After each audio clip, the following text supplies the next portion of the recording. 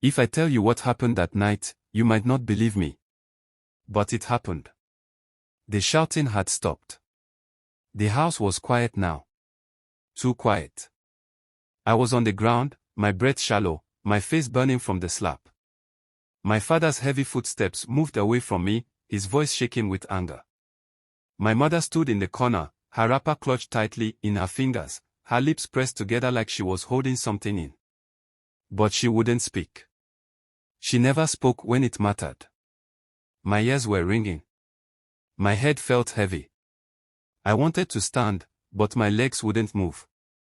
I stayed there, my cheek against the cold cement floor, breathing in dust and sweat and something else. Something thick. Something metallic. Blood. Mine. I don't know how long I lay there. Minutes. Hours. The only thing I knew was that this wasn't the first time. And it wouldn't be the last. A long time ago, before fear took over, before silence swallowed my childhood, I was just a boy.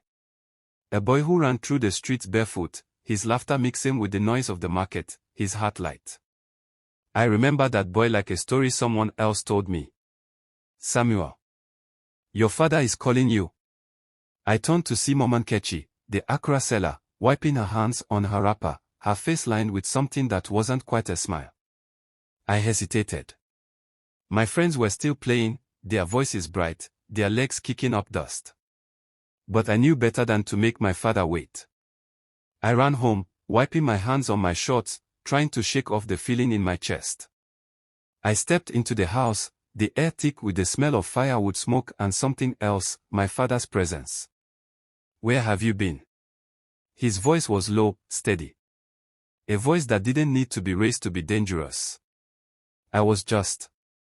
Did I ask for an explanation? I shut my mouth. My father didn't like explanations. He sat on a wooden chair, a small knife in his hand, peeling yam slowly, methodically. Go and fetch me water. I nodded quickly, turned to go.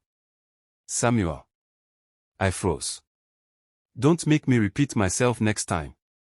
I nodded again and left, my heart beating too fast. I learned something that day. Silence was safer than speaking. Years passed. I grew taller. But my father's voice still made me small. Why are you standing like a goat? Sit down. I sat. Look at your results. Useless. Do you want to be a beggar? I shook my head. Answer me when I talk to you. No, sir. My mother sat in the corner, eyes down.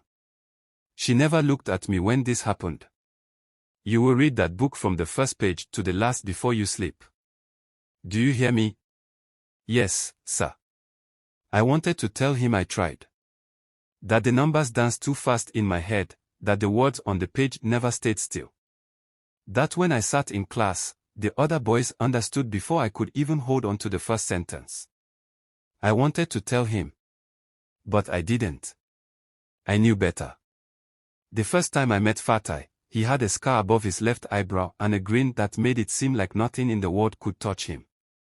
Samuel, he said, like we had known each other forever, why do you always run home like someone is chasing you? I didn't answer. Come with me, he said. I hesitated. I had never followed anyone before. I always went straight home. Always. But that day, something in my chest cracked. I followed. The air was thick with smoke and something else, something sharp and strange. The boys around me laughed, their voices low and knowing. Someone passed me a bottle. Drink, Fatai said. I shook my head. Are you a child? I wasn't a child. But my father still spoke to me like one. I still felt like one when his voice rose, when his hands moved too fast for me to dodge. I grabbed the bottle. Took a sip. It burned. The boys cheered. For the first time in my life, I didn't feel small. I stumbled home that night, my legs unsteady, my head light. The door creaked as I pushed it open. My father was waiting. I stopped breathing. Where were you? I tried to answer, but my tongue felt thick. he stood. You smell like alcohol. I swallowed hard. The slap came so fast I didn't see it. My head snapped to the side. The room spun.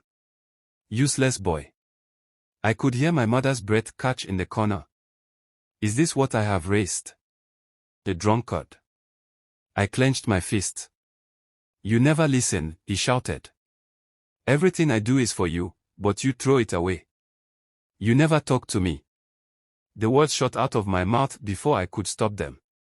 The room went silent. My father's eyes narrowed. What did you say? I swallowed, my throat burning. You tell me what to do. You punish me. But you never talk to me. You never teach me anything. You just expect. The words stuck in my throat. For the first time, he didn't slap me. He didn't yell. He just looked at me. I wanted him to say something. Anything. But he didn't. And I knew, in that moment, that he never would. Years later, I stood over his grave. The wind was heavy, pressing against my chest, but it wasn't the wind that made it hard to breathe. My mother stood beside me, her hands wrapped in her scarf. He loved you, she whispered. I let out a breath that felt too big for my ribs. Then why didn't he ever say it? She didn't answer. She didn't have to. I stared at the dirt, at the name carved into stone, and felt something deep inside me curl up and die. I had spent my whole life afraid of a man who never knew me. And now, it was too late.